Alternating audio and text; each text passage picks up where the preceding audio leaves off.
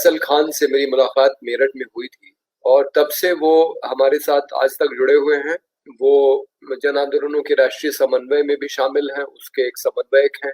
जिस पार्टी से मैं जुड़ा हूँ, सोशलिस्ट पार्टी इंडिया, उसके वो राष्ट्रीय कार्यकारिणी के सदस्य हैं। और कि खान अब्दुल गफ्फार खान, जो मुझे लगता है कि जिनकी शख्सियत इतनी बड़ी थी कि उनको सीमांत गांधी कहा गया, और जो पाकिस्तान बनने के बाद भी, चूंकि वो द्विराष्ट्र सिद्धांत के खिलाफ थे, पाकिस्तान की जेल में भी रहे बहुत लंबे समय, तो भारत के विभाजन का उन्होंने विरोध किया था।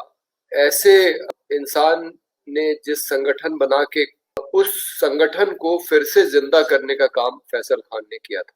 खुदाई खिदमतगार जो है वो चूंकि पख्तून लोगों का संगठन था, ये जो तालिबान का इलाका है ये वही इलाका है। और आप सोचिए कि ऐसे लोगों के बीच में अहिंसा का संदेश लेके खान अब्दुल गफ्फार खान काम कर रहे थे।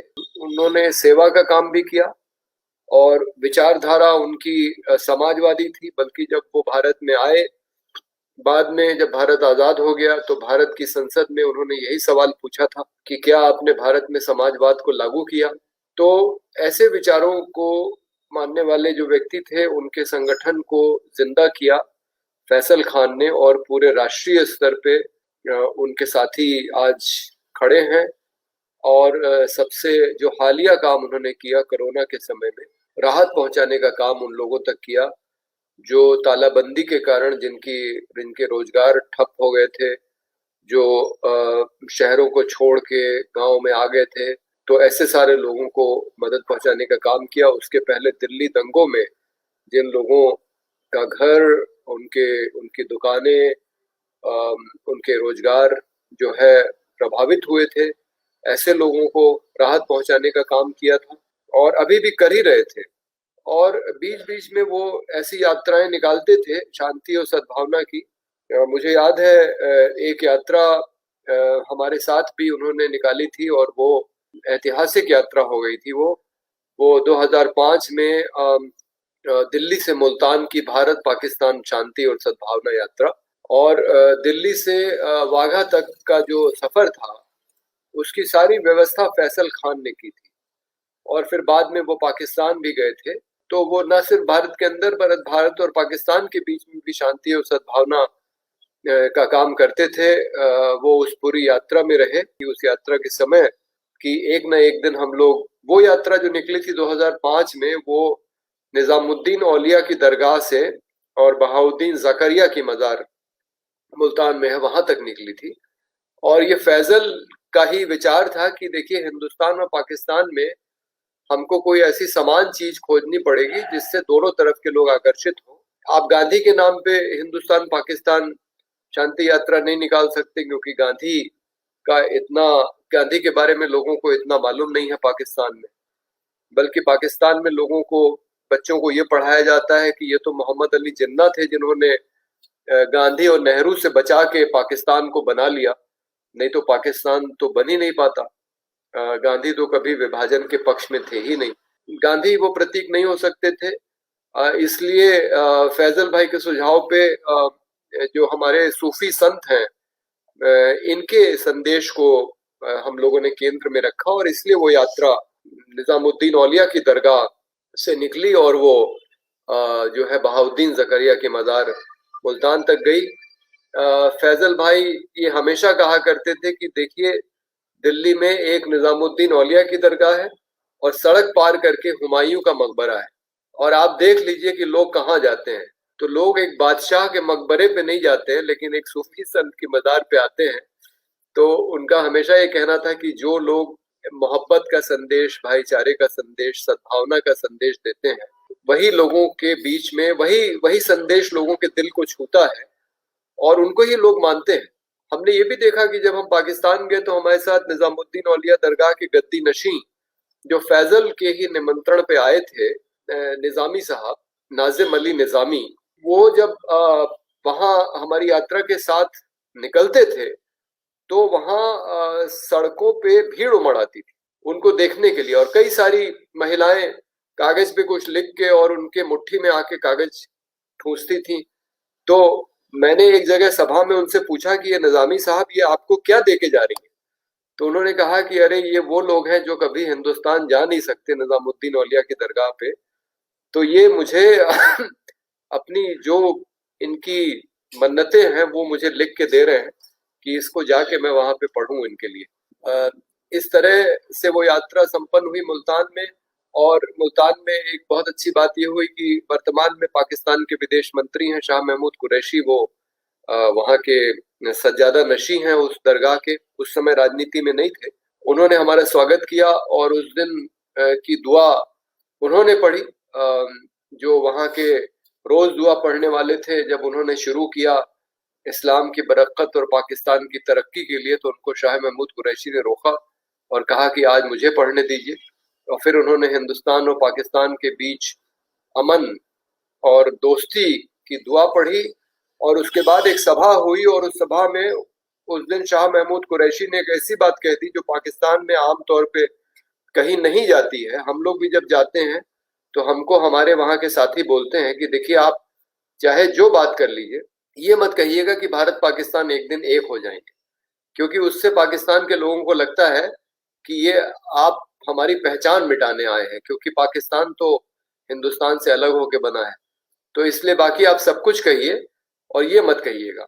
तो हम लोग कहते हैं कि भाई हिंदुस्तान पाकिस्तान के बीच में दोस्ती होनी चाहिए, जो है शांति होनी चाहिए, रास्ते खुल जाने चाहिए, बाकी सब बातें करते हैं लेकिन एक होने की बात नहीं करते। लेकिन उस दिन का माहौल ऐसा बन गया था मुल्तान में कि शाह महमूद कुरैशी ने अपने भाषण में कह दिया कि जिस तरह से दो जर्मनी एक दिन एक हुए थे, एक दिन जरूर आएगा जब भारत और पाकिस्तान एक हो जाएंगे। और वो आज पाकिस्तान के विदेश मंत्री हैं। तो और उन्होंने और इमरान खान ने करतारपुर का गलियारा खोला है सिख धर्मावलंबियों के लिए। और हम ये उम्मीद करते हैं कि भारत सरकार भी जवाब में एक कुछ ऐसा करे जिससे पाकिस्तान के लोग भी खुश हों।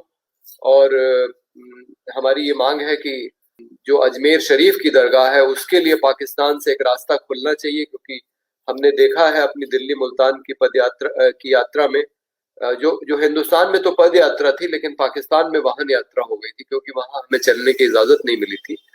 कि वहां पे कितने लोग हैं जो हिंदुस्तान की मज़ारों पे दरगाहों पे आना चाहते हैं। तो फैजल भाई के साथ मिलके ये तय हुआ था कभी न कभी हम लोग महात्मा गांधी की समाधि राजघाट से लेके और खान अब्दुल गफ्फार खान की जहां मज़ार है चमन अफगानिस्तान में, वहां तक की एक यात्रा निकालेंगे जब हमें तालिबान इजाजत देगा, क्योंकि ये जो पूरा इलाका है वो तालिबान के इलाके से होके गुजरता है। अब देखिए वो दिन कब आएगा। और अभी तो फैजल भाई जेल भी चले गए।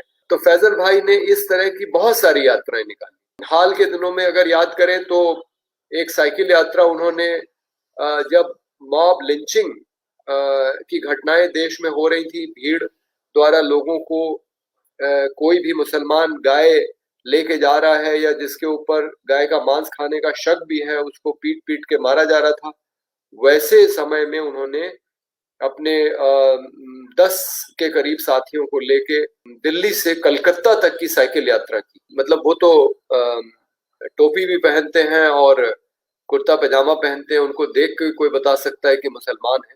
तो अपनी पहचान को छिपाए बिना, और उसमें हिंदू मुस्लिम साथी जरूर थे। फैजल की ये बात अच्छी है कि उन्होंने एक नियम बना रखा था कि खुदाई खिदमतगार में कम से कम 40% गैर मुस्लिम होंगे। तो वो सिर्फ मुस्लिम युवाओं का संगठन नहीं बनाना चाहते थे, वो चाहते थे कि उसमें दूसरे धर्मों के लोग भी रहें। और उनको इस बात के लिए सराहा गया।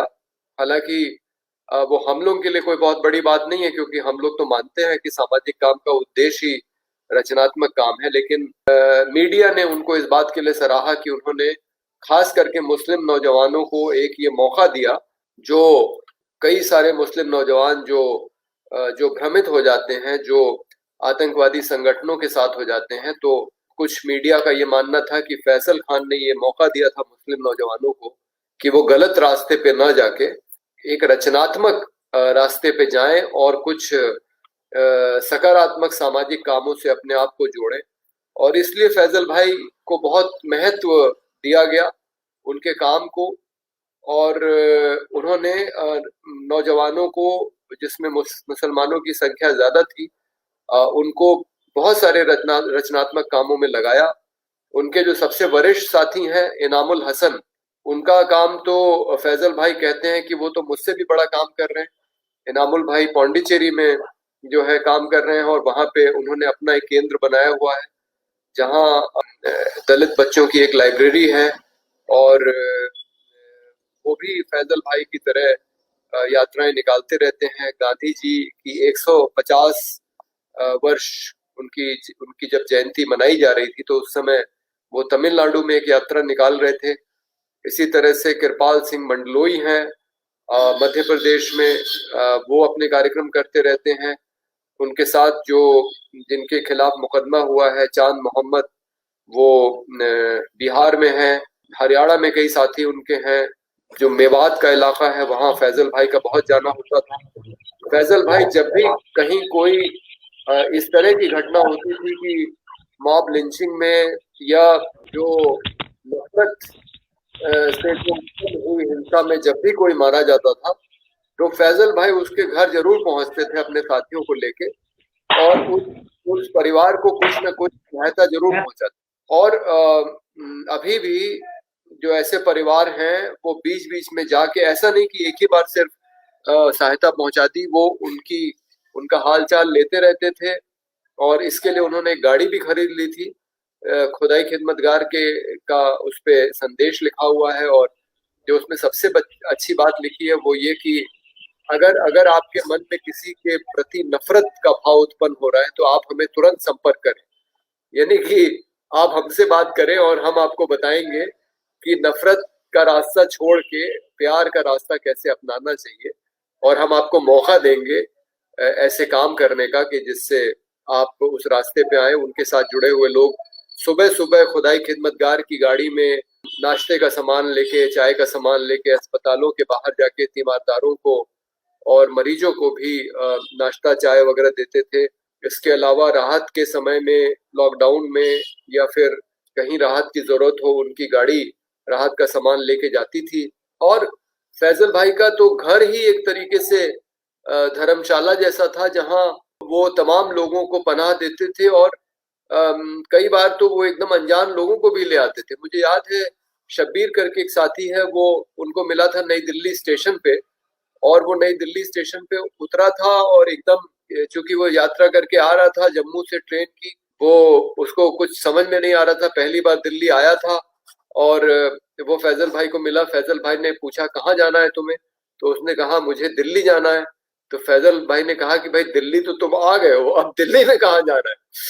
तो शायद उसको उसके पास कोई पता वगैरह नहीं था जहां उसको जाना है, या उसे उसके पास होगा तो खो गया होगा, जो भी वजह रही हो। फैजल भाई उसको अपने साथ अपने घर ले गए। ऐसे समय में जब कश्मीरी युवाओं को कहीं कोई जगह नहीं मिलती थी रहने के लिए दिल्ली में, तो वो फैजल भाई के यहाँ जाते थे।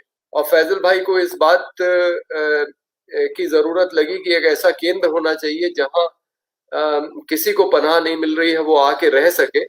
तो उन्होंने अपने जिस घर में, जिस भवन में वो रहते हैं दूसरे मंजिल पे, उसमें पहली मंजिल पे, यानी जो जो इसको हम ग्राउंड फ्लोर कहते हैं, वहां पे उन्होंने एक सबका घर नाम की जगह बनाई हुई है गफ्फार मंजिल में, जो जामिया मिलिया इस्लामिया के नजदीक है। और वहां पे उसकी खासियत ये है कि वहां पे कोई भी आके रह सकता है। और वहां आप आइए, रहिए, आपको जितने दिन जरूरत है। और लोग मिल के खाना बनाते हैं, साथ में खाते हैं। और इसका उद्घाटन उन्होंने जस्टिस राजेंद्र सच्चर से कराया था, क्योंकि आपको मालूम है सच्चर साहब का भी बहुत ऐतिहासिक योगदान है भारत में सांप्रदायिक सद्भावना की संस्कृति को मजबूत करने के लिए। इसके अलावा वो सोशलिस्ट पार्टी को जिंदा करने का भी काम उन्होंने किया था, जिसके साथ फैजल भाई जुड़ गए थे। तो वहां पे समय समय पे कार्यक्रम हुआ करते थे जिसमें तमाम लोग जाते रहते थे। और चाहे कोई भी पर्व हो, होली, दिवाली, ईद, क्रिसमस, वहां मनाया जाता था और सब मिलकर मनाते थे। तो फैजल भाई ने इस तरह का माहौल बनाया हुआ था जिससे पास में जामिया मिलिया इस्लामिया थी, वहाँ के बहुत सारे छात्र, वहाँ के प्रोफेसर वहाँ से जुड़े हुए थे और ये लोग भी विश्वविद्यालय में जाते थे, इनको बुलाया जाता था और युवाओं के बीच में फैजल भाई की तकरीरें होती थी। फैजल भाई के बारे में माना जाता था कि वो जो है एक सकारात्मक संदेश देने वाले, सद्भावना और शांति की बात को कहने वाले व्यक्ति हैं, इसलिए उनका सब जगह स्वागत होता था। और सामान्य गांव से लेके और यूनिवर्सिटी के जो प्रोफेसर्स हैं उनके बीच में भी वो उनके भाषण हुए।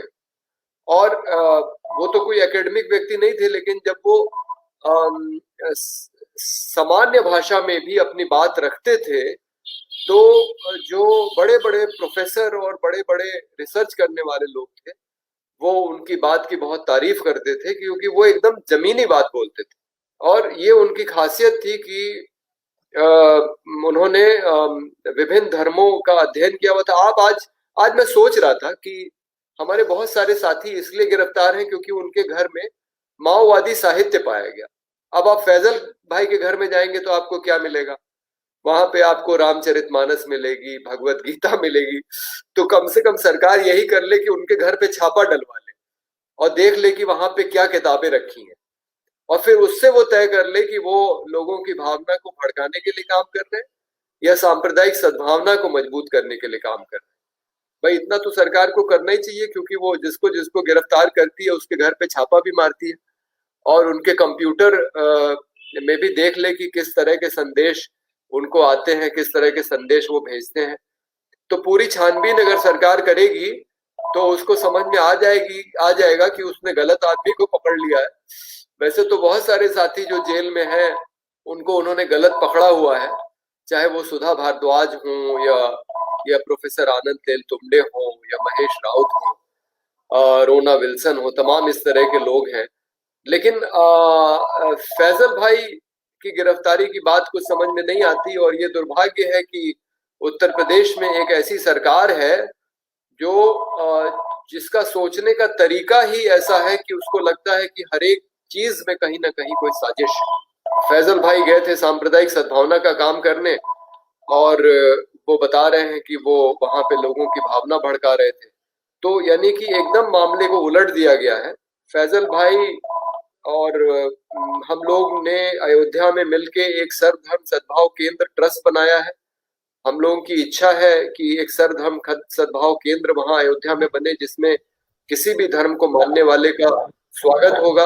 हमारे युगल किशोर शास्त्री जी का एक मंदिर है वहां, राम जानकी मंदिर, वहां तो फैजल भाई ने कितनी बार नमाज पढ़ी है।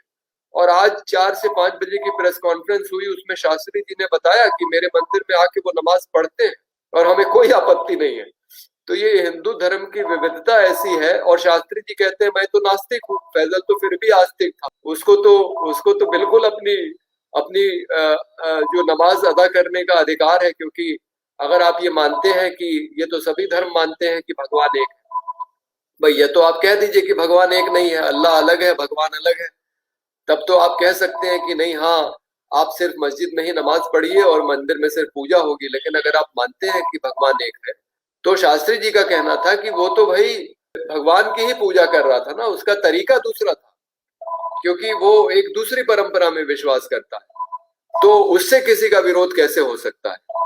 और यही बात हमारे स्वामी शिवानंद सरस्वती ने आज कही है, जो मातृ सदन के प्रमुख है, जहां हम लोग ने जब ब्रह्मचारी आत्मबोधानंद गंगा के संरक्षण को लेके अनशन पे बैठे थे, तो फैजल भाई और हम सब लोगों ने मिलके दिल्ली से एक पद यात्रा की थी पिछले साल। शिवानंद सरस्वती ने आज कहा है वीडियो रिकॉर्डिंग में कि वो उपलब्ध है कि ये तो अजीब सरकार है। मतलब जो उदारवादी व्यक्ति है, यानी फैजल भाई जैसा, और उन्होंने कहा कि फैजल खान तो हर एक धर्म का आदर करने वाले व्यक्ति हैं, वो कैसे किसी की भावना भड़का सकते हैं। और वो तो गंगा भक्त भी है, ये भी उन्होंने कहा कि गंगा के लिए उन्होंने पदयात्रा की। और उन्होंने कहा कि ये सरकार ऐसी अजीब सरकार आ गई है कि जो उदारवादी सोच वाला व्यक्ति भी है, जैसे फैजल भाई है, जो मुस्लिम होते हुए ब्रज में जाके 84 कोस की परिक्रमा कर रहे हैं। मतलब हमें नहीं मालूम कितने हिंदुओं ने 84 कोस की परिक्रमा करी होगी, जो अपने आप को हिंदू मानते हैं।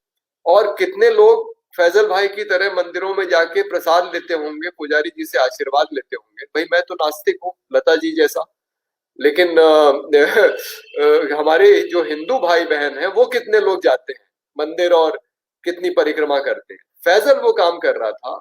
स्वामी शिवानंद सरस्वती ने कहा ऐसा धार्मिक व्यक्ति, और उसको आप संकीर्णता में ढकेल रहे हैं। आप बता रहे हैं कि वो धार्मिक भावनाएं भड़का रहा है।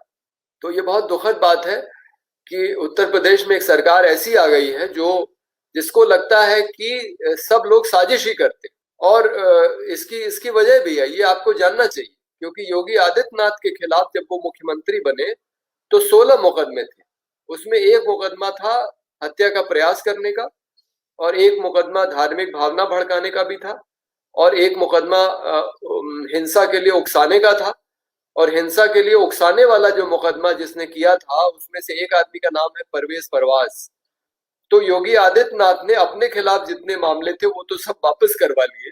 भाई वो मुख्यमंत्री है, वो चाहे कुछ भी करे। और परवेज परवाज के खिलाफ एक पुराना मुकदमा था सामूहिक बलात्कार का, जो जो खत्म हो गया था, उसको वापस खुलवा के उनको सजा दिलवा के उनको उन्होंने जेल पहुंचवा दिया, यानी उनको सजा करवा दी। और आप देखिए किस तरह से डॉक्टर कफील खान, जो गोरखपुर के अस्पताल में बच्चों को बचाने की कोशिश कर रहा था, अपने पैसे से ऑक्सीजन के सिलेंडर लाके, क्योंकि ऑक्सीजन के सिलेंडर खत्म हो गए थे, उसको इन्होंने जेल भेज दिया, उसके ऊपर रासुका की धारा लगा दी। तो राष्ट्रीय सुरक्षा कानून, अब वो तो हाईकोर्ट, गनीमत है कि हाईकोर्ट ने उसको बरी किया और कहा कि ये तो जो भाषण दे रहे थे अलीगढ़ मुस्लिम विश्वविद्यालय में, ये तो राष्ट्रीय एकता और अखंडता को मजबूत करने का भाषण था, ये राष्ट्र के लिए खतरा कैसे हो सकते हैं। और ये 125 के ऊपर एनकाउंटर में लोग मारे जा चुके हैं उत्तर प्रदेश के अंदर।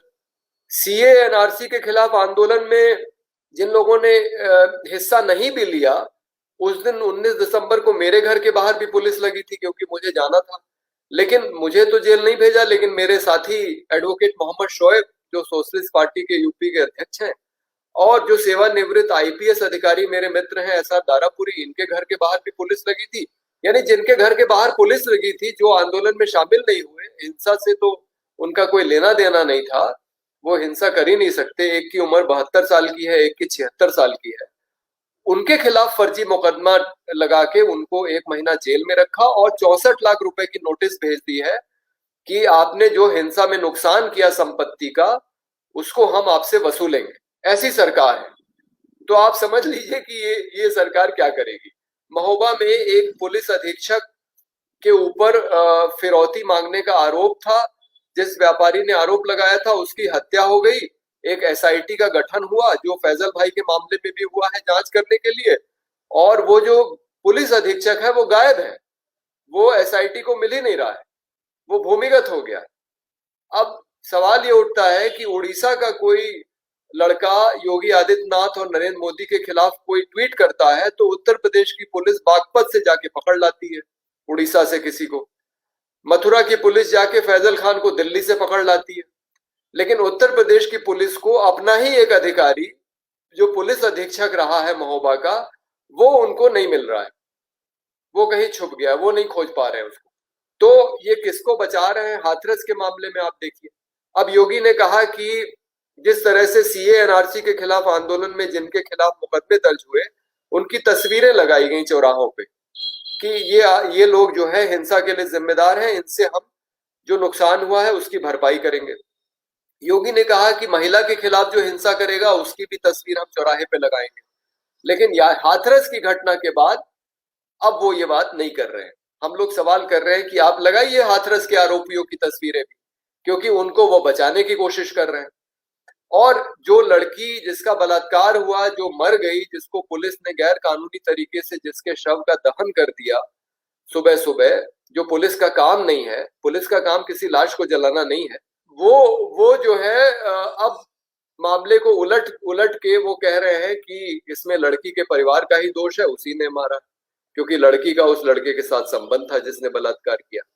तो इस तरह की सरकार है जो सीधे सीधे मामलों को भी घुमा देती है और जो पीड़ित है उसी को आरोपी बना देती।